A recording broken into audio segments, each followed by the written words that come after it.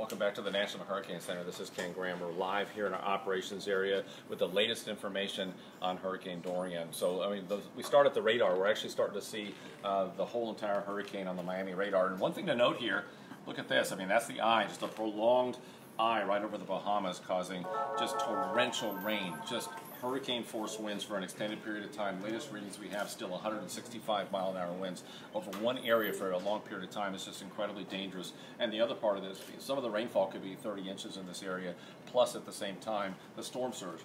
18 foot, even up to 23 foot in this area. So just a very dangerous situation for the Bahamas. The other thing to look at, already starting to see some of these rain bands stretch into Florida, getting some reports to 40 to 50 mile-an-hour gusts in some of those rain bands. That's Lake Okeechobee right there. That's the Florida coast. So starting to see some of these rain bands already.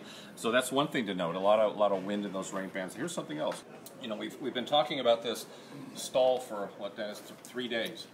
This has been part of the forecast. So remember that high pressure we've been talking about, that Bermuda high. It's been pushing this hurricane to the west. That's what's been moving it. So we've been forecasting that to basically collapse, go away, just like that. So less influence of that high pressure, and as a result, there's nothing to steer the hurricane. So when you lose that high pressure, there's nothing pushing that hurricane, so it's just sitting there, waiting, wobbling, waiting for something to pull in a different direction.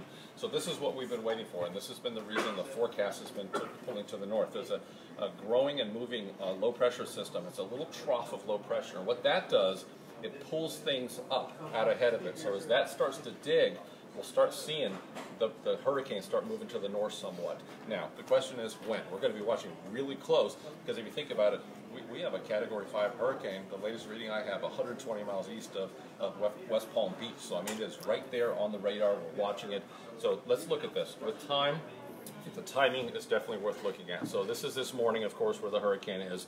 And then 2 a.m. on Tuesday, 2 p.m. Tuesday, 2 a.m. on Wednesday. So, slowly, tonight, tomorrow, we'll start seeing some of that hurricane in the center start moving to the north. So a couple things to really think about. We've got a hurricane, warning because we're so close to the shore. We've got storm surge warnings, and let's see why.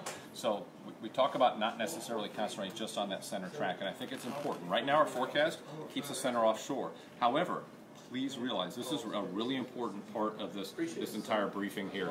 Those tropical storm force winds extend out anywhere from 120 miles away from the center, okay? So if you think about it, you take any one of these points, even our current forecast, draw that same circle, and you can see the tropical storm force winds extend not only on the coast but inland as well. So you're going to see some of that wind. Now, let's look at the hurricane force winds.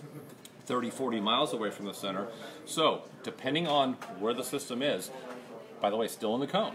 So the center can still go along the coast, it can still go inland, and even offshore, let's draw that other circle, that's hurricane force winds. It doesn't take much of a change in the track. How about a wobble? Even on radar, we start seeing that wobble, a little wiggle, and all of a sudden you got hurricane force winds on land. So that's why we have the warnings up for that, and that's why we have to focus on the cone as well. So with time, Dennis, look how long we're dealing with this. We're going to have to be a hurricane the entire week. So that we talked about Wednesday at 2 a.m. This is Thursday, 2 a.m., and that's Friday at 2 a.m. We're talking a hurricane through the entire week. So impacts Florida, Georgia, South Carolina, North Carolina, even up to Virginia with time, with that onshore flow. Storm surge in Florida, we can see some storm surge in Georgia and the Carolinas as well. These areas very susceptible to storm surge. See all these inlets? You can get storm surge not just on the coast but well inland. So as soon as we get to seeing some of those impacts 48 hours out, we'll be extending watches, we'll be running those values. And let's cover the rainfall. And I remember the briefing yesterday, a lot of these values were offshore.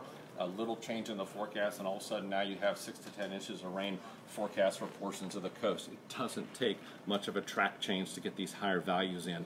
So if we're a little closer in with the forecast in the center, that means some of these higher values, it doesn't take much for those to get in really quick. And the red, by the way, is 10 to 15. And look, 15 to 20, if not more, rainfall just off the coast. So let's watch that. You got to watch that real close. So